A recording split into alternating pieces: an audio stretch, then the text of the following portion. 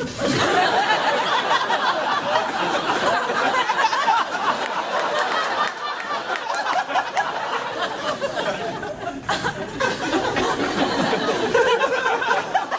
case you can't tell, I'm a giraffe.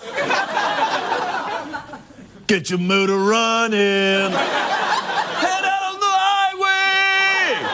Looking for adventure. And whatever comes my way.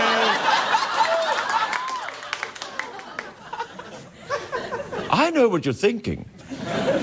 Aren't giraffes mild-mannered, gentle creatures? No.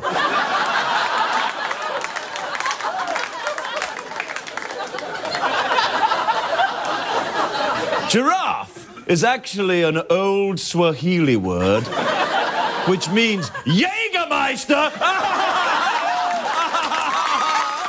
Yeah, yeah.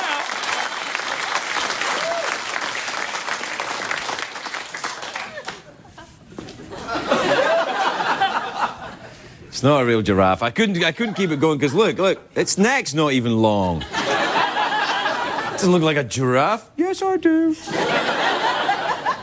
Because, you know, the lighting is so bad in this studio that looks like it's just hanging in the air, doesn't it? Look at that. It's like, oh, Craig, why are you standing next to a floating giraffe? Oh, I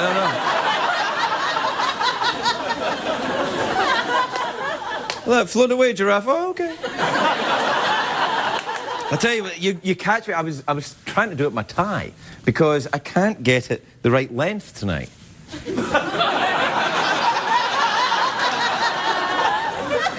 If I had a nickel for every time I'd heard that. No, I can't get my tie the right length. It's going too long, and if it goes too long, then it'll cover up the area that everybody's watching for. And then if it's too short, just look like a guy in a silent movie.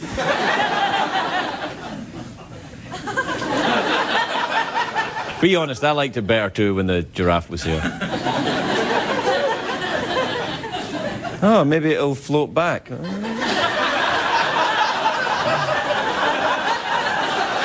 Oh, here he comes. Oh, hi! Hi, ghostly giraffe. Floating in from Giraffistan.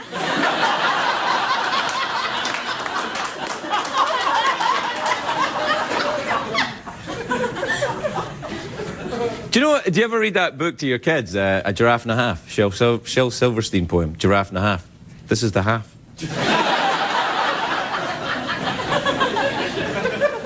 My son liked that when he was younger, Giraffe and a Half. And then, now he doesn't. Now I'm a jerk, apparently. You know what he said to me the other day? Dad, your grown-up jokes are not funny to me. I said, son, they're not funny to grown-ups either. But you go to a private school, so shut up. All right, I'll leave that there in case anybody wants it. It's hard to stay up, it's been a long, long day, and you've got the Sandman at your door. But hang on, leave the TV on, and let's do it anyway. It's okay, tomorrow's just your future yesterday. Ladies and gentlemen, Craig Ferguson. Hey! Hey! Look at you! Come on in! Hi, buddy, welcome! Welcome, Los Angeles, California, TV's Craig Ferguson. Thank you. All right, thank you. Please, that's enough, everybody. Please, no more applause. Oh, good, there wasn't any more. That would have been embarrassing if I said no more applause and you were like, what? Oh.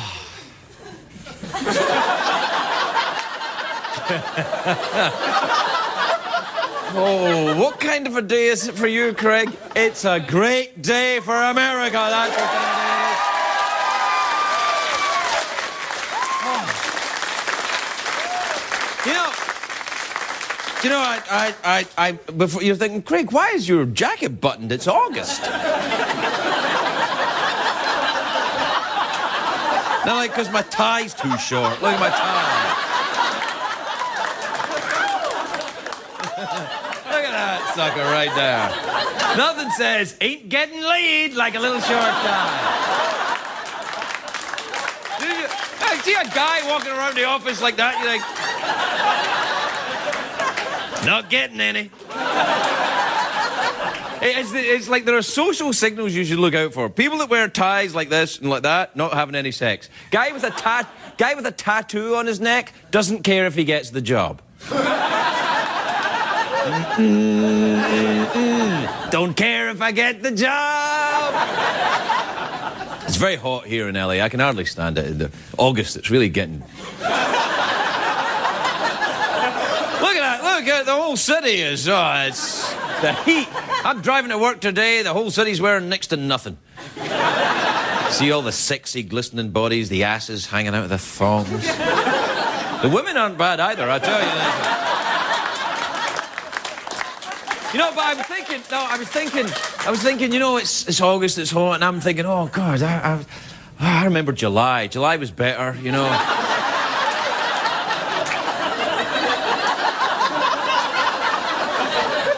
In July, my tie went all the way to my pants. Look at that. No, you know why I like August? Because it's the perfect time to barbecue. It is. No, the whole summer long. It starts usually about February for me, and then all the way to Halloween, barbecue every night. I love barbecue. I barbecue every night. I like to do it, and if you don't like it, go enjoy your friends in Al Qaeda, you bastard. Go on. Barbecue's the American way. And not many people know this, but the word barbecue is actually a Norwegian word. It means I love you.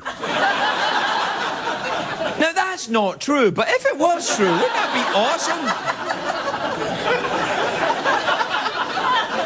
Barbecue, Greta. Barbecue.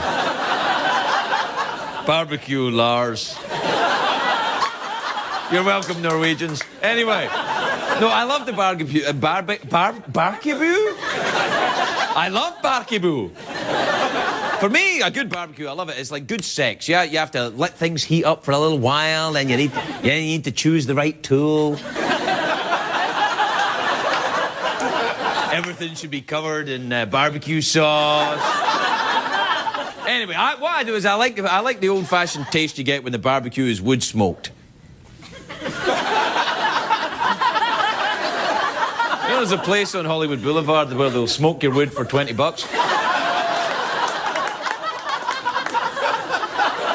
You tell them I sent you, they might put grill marks on your wiener. Now, the best barbecue I've ever had, actually, this is true.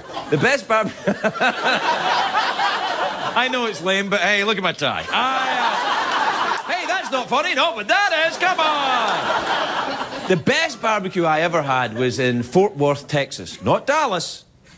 I know what you're thinking, Dallas, Fort Worth, same town. No, don't ever say that. Don't ever say that, because you know what they do? Fort Worth is a different town, and in Fort Worth they have a barbecue place called Risky's. Now, you know the food is going to be good if they're called the restaurant Risky's. And they got the very they like hot sauces in Texas. The Risky's has got the hot death sauce, Satan's messenger, burns when I pee. These are the three great sauces.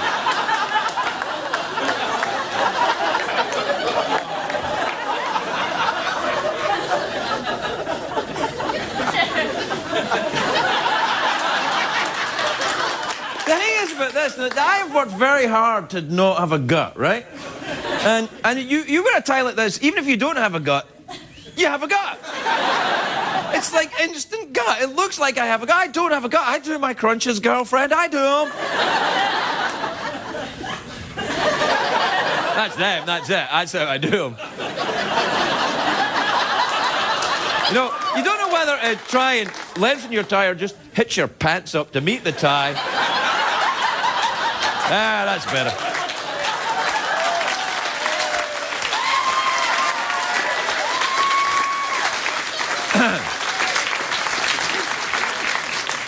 Yes, to the left. Anyway, Well, if you'd have spent the money on high def, then you would have known.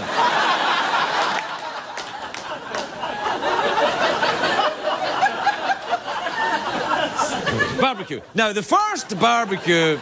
Thomas Jefferson was the first president to have barbecue at the White House. That's true. He had the first one in 1802. Jefferson served Virginia ham to James Madison, Aaron Burr, and Larry King.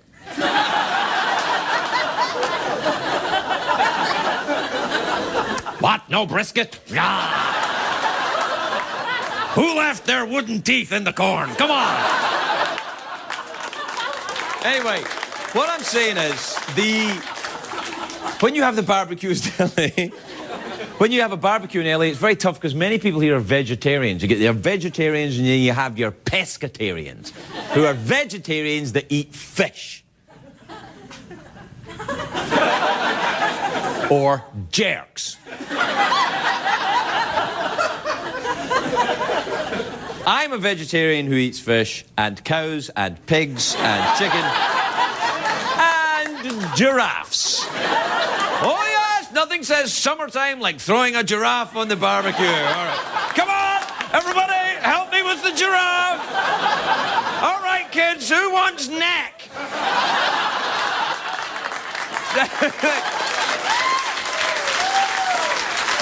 All right, we have to take a break. We'll be right back, everybody. We'll be right back.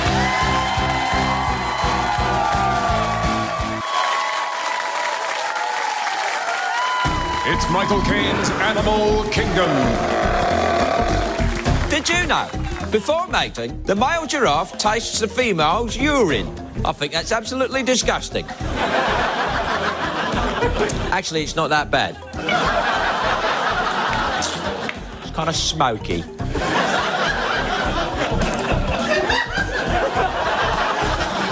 Do you see what I did? I pretended it was pee. It wasn't pee. Was it? Was it pee? Michael Caine's Animal Kingdom.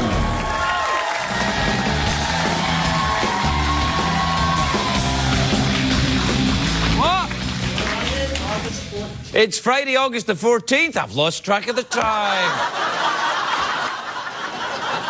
Friday, August the 14th. I can't believe the time. My life is hurtling by me. Hurtling by. And I've done nothing. Do you know by the time he was my age, Mozart had been dead 11 years? He had. He died when he was 36. I'm 47. And I haven't written even a jingle.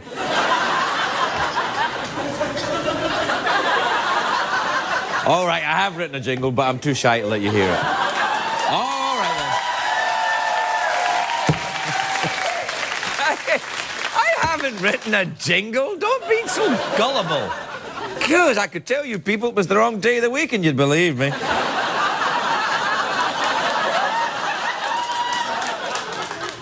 All right, we've got... we don't have time for emails, do we? Yeah, it's August... Yes, all right.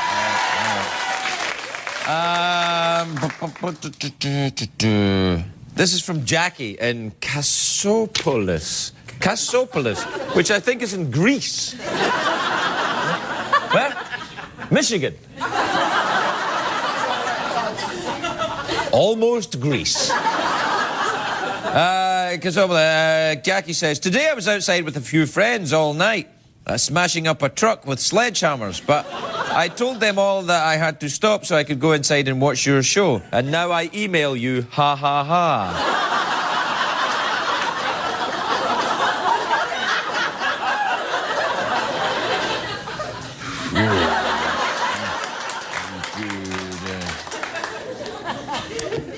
All right, this is from Jennifer, from Regina in Saskatchewan. That's what it's called! Don't be so juvenile! Regina in Saskatchewan in Canada. That's what it's called. It's not called Regina. Sometimes people think, oh, it's called Regina. It's not called Regina. It's called Regina. Regina.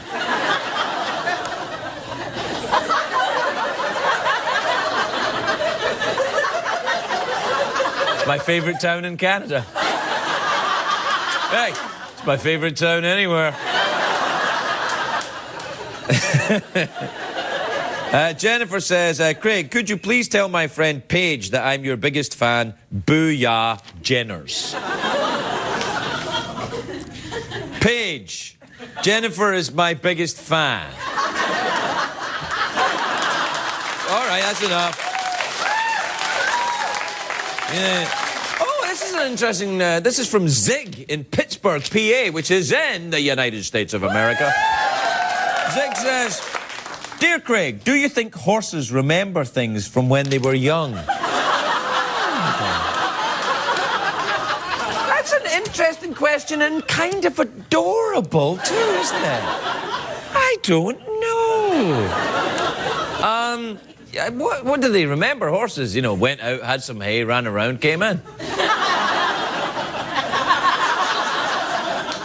It's not like horses are like when their kids go, I can't wait till I grow up and run outside and have hay and then run inside again.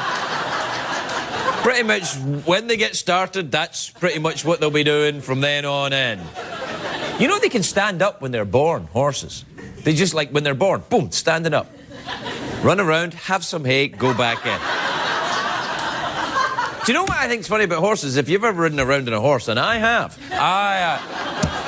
when I was in Regina. Get away from me! The horses will, like, when you're riding a horse, you can go the same path with a horse every day for 20 years. You go by the same gate, and you trot by the same gate. And then one day, after 20 years, the horse will decide it's frightened of the gate. Do you know why? Because it probably remembers that gate from when it was young.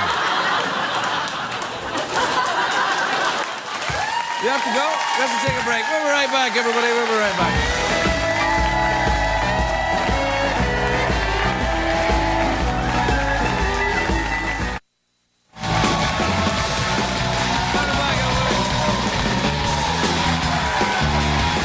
Welcome back.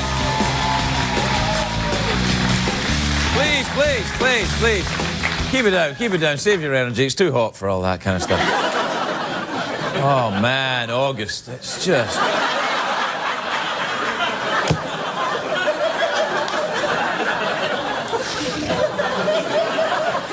What? I mean, what is the temperature in LA today? It must be added later.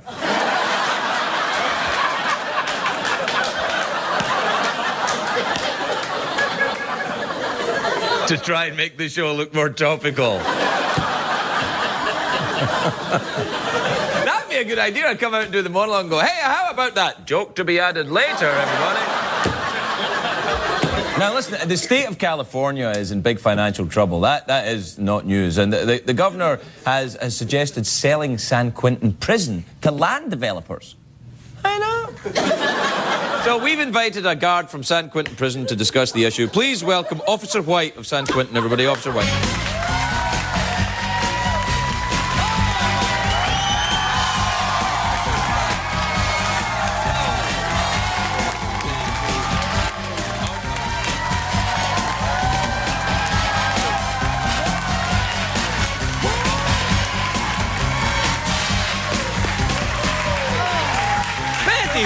Betty White, I had no idea you were a prison guard, Betty.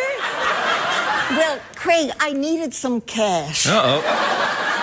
Not again. I lost all my money in Vegas. Really? Where'd you lose it? The craps, the blackjack? What? A strip club. What? My entire life savings went into the G-string of a well-hung stud named Raoul. Dios mío, he was gorgeous.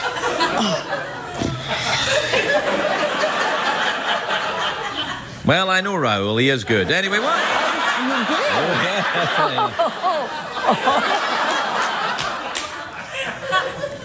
I think I know that G-string too. Now, what made you decide to become a prison guard, Betty? Well, I think it's connected to my strip club problem. Oh, yeah. I just must have a thing for naughty men in cages. Betty, you're the yeah, I don't mean to offend you, but you're the sweetest person I know. How can you be a prison guard? You don't strike me as being very intimidating. People tend to take you seriously when you carry a gun. Okay. That's a lesson I learned back on the Golden Girls. So the inmates have respected you from the beginning, then? Oh, no, Craig, you have to make them respect you. Oh, okay. Oh, that's why on the first day, I shanked another guard. You should have seen it. Actually, you can. I put it on YouTube. Betty, that's horrible. Oh, don't be such a pansy, Craig. He still has one ear. Oh, man, it sounds like you don't take a lot of crap there. Well, I try to be tough. Right. I mean, and they really respond to that. Okay. In fact, I've heard a number of the inmates say they love having a prison bitch.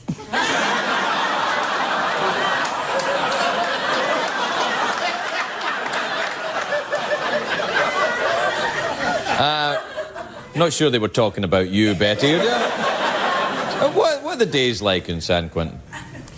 Well, the prisoners spend their time working out and reading and watching television. It's like summer camp without all those stupid trees. They watch TV? Mm-hmm. You let them watch this show? Oh, sure, if they've done something terrible. For some reason, they can't stand you. I guess I've done a lot of prison jokes over the years. Anyway, what do you think of the idea of selling the San Quentin prison to developers? They say the property could be turned into condos. That's ridiculous. Yeah? Who'd want to live in a condo filled with murderers?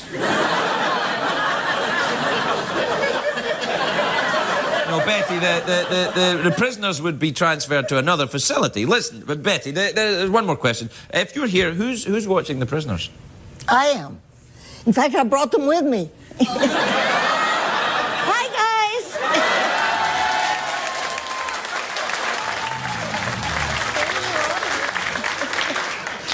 Hi, guys. They look kind of angry there. Oh, I haven't seen them this mad since we canceled Taco Tuesday.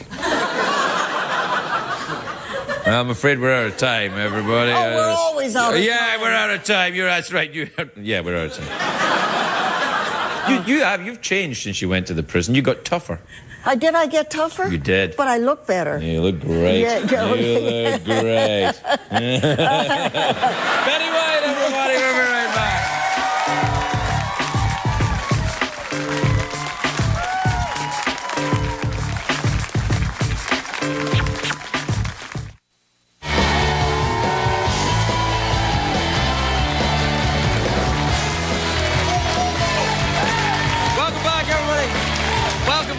Welcome back to the big August 11th show. God, I'm hot. Isn't it August hot? Gosh.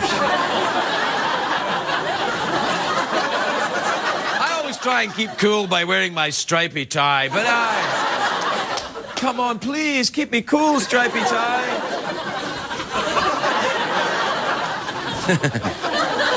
But, do you know, it's funny, to be honest, and to be fair, I do know I'm creepy. So if you're like, he's creepy, I'm like, I know. Like, yeah, I know I'm creepy. Some people like that.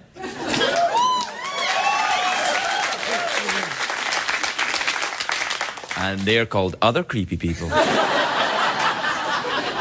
They're watching it, they're like, yeah, I like it too. My next guest tonight is, he's a sports writer, he's a best-selling novelist. He's got a new book coming out, it's called Have a Little Faith. And it's in stores. It's a very unusual book, because look, there's absolutely nothing in it. You have to... I think what you do is you write it yourself as an act of faith. Well, I'm sure he can explain this to us. Mitch Albom, everybody, Mitch Albom.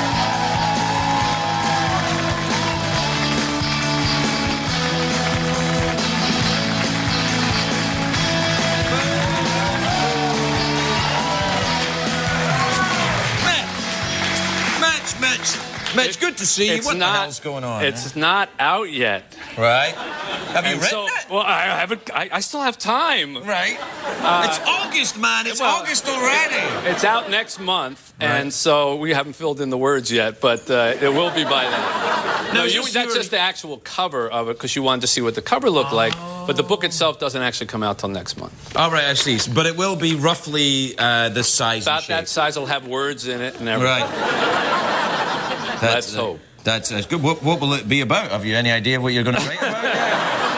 Well, it says a true story, so I guess I'm limited in that. But no, I do know what it's about. It actually is something. It's my first nonfiction book since Tuesdays with Morrie. Really? Which is 12 years already. Wow. And it started when an old clergyman of mine that I knew from when I was a kid asked me if I would do the eulogy at his funeral. And that was... Well, how could he ask you that? Well, it was before his funeral. All right, okay. I was like, whoa, will you do the eulogy? Boy, did that catch me off guard at the funeral, yeah. And, you know, I didn't think I was worthy of doing something like that. I mean, who does a funeral for the people who do funerals? Yeah, you know, right? And that got me involved in looking at faith, and it was 8 years basically working on it. It tells the tale back and forth between him and an inner city church, and in the end, it kind of concludes that faith is not as different as everybody likes to think it is. You know, we war over it, we argue over it, and in the end, we kind of believe very similar things. Pretty much the same thing, yeah. I think that people like to get into lots of arguments about the details, you know. I mean, like, oh, no, we all stand up when we do that bit. Right. And, really? Right, let's have a war. I mean, it's... And the irony is, nobody's going to know until it's all over anyhow. Exactly. And so why are we fighting about it down here? So yeah, you know, you're right. Are you still watching all the football? You still doing the sports stuff?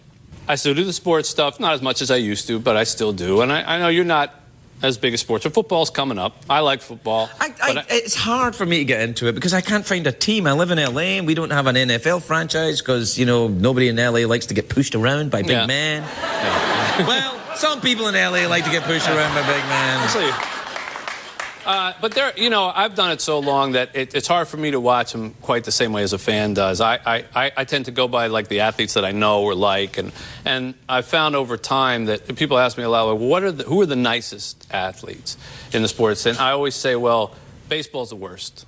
Really? Why? Because it's 160 games. You're around them all the time. They get sick of you. You get sick of them. They see you. They spit tobacco. You know, the whole thing is ugly. And conversely, I'm turned on a little bit. Is that weird? Well, maybe you should go to a locker room. There's a lot of things that might turn you on there. On the other hand, the best is hockey, as far as I'm concerned. They're the nicest athletes. Shut up, Canadians. No. Shut up, Canadians. Hockey, you know, because they don't get paid a lot and they don't get a lot of coverage, they actually come up and say hello to you first. You know, they're Canadian. That's why they're Canadian. They're polite. Right. They're nice. Know, they're nice people. They remember your name. They, you know, want to talk to me? I'll sit down and talk to you. What's my name? You know, yeah, they're really nice guys. And of course, Detroit is hockey town. Even though we didn't quite win it this year, we fell a little short. What is the other word for not quite winning? Doing your best. Doing your best. I think that's the first through third grade phrase for not quite winning. After third grade, nearly winning. Nearly winning is okay. Coming in this close. Yeah, this close, yeah. Or indeed. I know what you're trying to get me to say, and I'm not going to say it about my team. And one day I'm going to take you to a hockey game because I understand that you don't think it's a real sport. It's not that I don't think it's a real sport. I think it's a fantastic sport. I just can't be bothered. You know, no, maybe honestly, I won't take you there. No. It's the athleticism, and you know what I think maybe the problem is. I've never been to a real game, and I think everybody says when you go to a hockey game, right. it'll change the way you look at it. It does because I've only watched it on TV, and on TV I'm like, well, you know. We have a great tradition in Detroit. We throw octopus onto the ice before every game. Where the hell did you get an octopus in Detroit? The things that, see, if you spent more time in Detroit, you'd find we were very interesting people. I never said that the people of Detroit weren't interesting. I just said, where the hell did you get an octopus in Detroit? Okay, I'll tell you. You can buy them in stores, and then there's this whole tradition of you sneak them into the arena, because technically, you're not allowed to bring an octopus into the arena. And so... Who makes up these crazy rules? So... You have to hide them on your personage. You get to stick an octopus down your pants? That's exactly right. I'm in. Now you like hockey. Yeah. Now you like hockey. Yeah. And then The kicker is that during the national anthem, Right. while we're right in there on the rocket's red glare, right on that, somebody reaches down their pants where the octopus resides. someone reach down your pants No, to get- not no, somebody yeah. else. That might be a different city, but it's Right. not Detroit. And they take the octopus and heave it onto the ice. And it lands splat on the ice, right like at the rocket's red glare. Now, right doesn't at the this big- hurt the octopus? Well, the octopus is dead. The octopus is dead already. The octopus is dead? Well, if he wasn't, he'd certainly died once he got put down the your pants. And then it goes splat, and then the guy in Detroit has a tradition. Everybody cheers. The guy in Detroit comes on the ice. He's supposed to clean it up, and he picks it up, and he walks down into the tunnel, and just when nobody's looking, the camera's still on him, he swings it over his head, and the whole crowd goes crazy. That's a Detroit tradition. Now, here's what I got to ask you. What the hell have you got against octopuses? I mean, they're adorable little 8 tentacly, leggy things. Do you want to actually know what it's very simple. There are 8 legs to an octopus, and there used to be 8 games that you had to win the championship in hockey. You have to win more now, but it used to be, and that's what it stood for, and that's how it began. Really? That's it. So Why don't you have the Octomom come to each game? Yeah, well, we hadn't thought of that. But that's bring one of the... yeah, hadn't thought of that one. And then just when you get to the part of the national anthem, you just shove her one of out the on the kids ice. onto the ice. And they're like, a crowd would love this, and it'd be adorable, and the octopus would live. Yeah. She would live. Okay. Yeah. We'll Well, try I'm just that. saying. We'll try that. Yeah, all right. Well, it's nice to see you, anyway. Thank you. Yeah. It's nice to You see better get out of here and get writing your book. I know. Yeah. I'm running out of time. I shouldn't have even come tonight, but No, you're a well, friend. it's nice to see I'm you. taking the night off. I got a good opening line for you. Okay. All right, you ready? Yeah. The octopus was a bastard. Yeah. Start with that. You can't go wrong. can't go Mitch wrong. Albom, everybody. We'll be right back.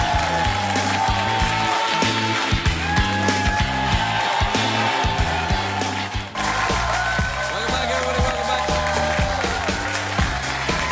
Welcome back. My next guests are 2 blues legends. They're going on a coast-to-coast tour this summer and into the fall, performing She Caught the Katy. Please welcome the legends that are Bonnie Raitt and Taj Mahal, everybody. Bonnie Raitt and Taj Mahal.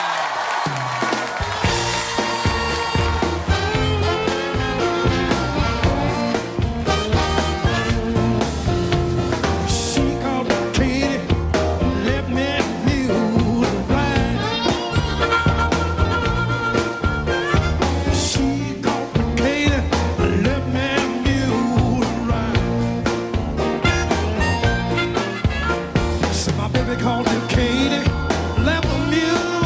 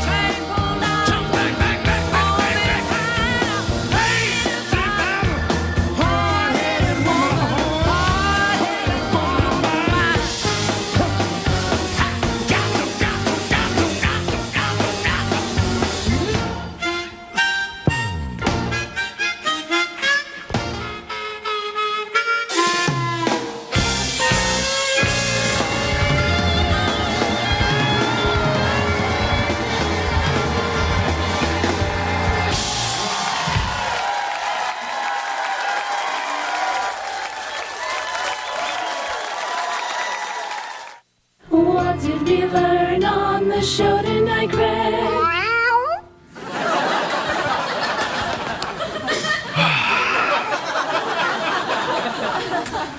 I don't know if it's the heat getting to me. I don't know if it's the hot, sweaty nature of the summer.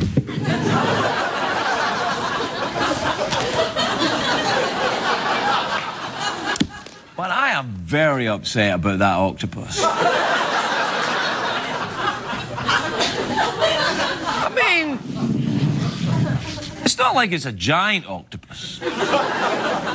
Now, you're giant. If somebody was threw a giant octopus on ice, you'd get me at that hockey game. Because there used to be films. I remember always watching films when I was a kid, and there was always a scene where someone would swim down with a dagger in their teeth to fight a giant octopus. I think it was usually Richard Widmark, actually.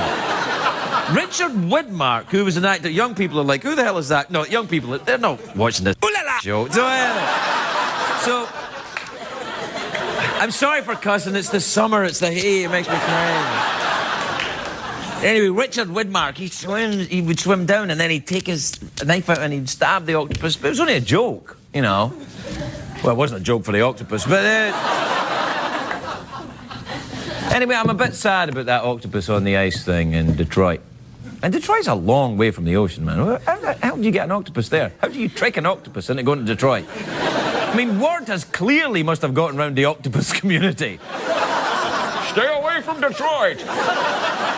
You wouldn't believe what they do to us fellas there. All right. All right, we gotta go. Take it easy. Good night, everybody.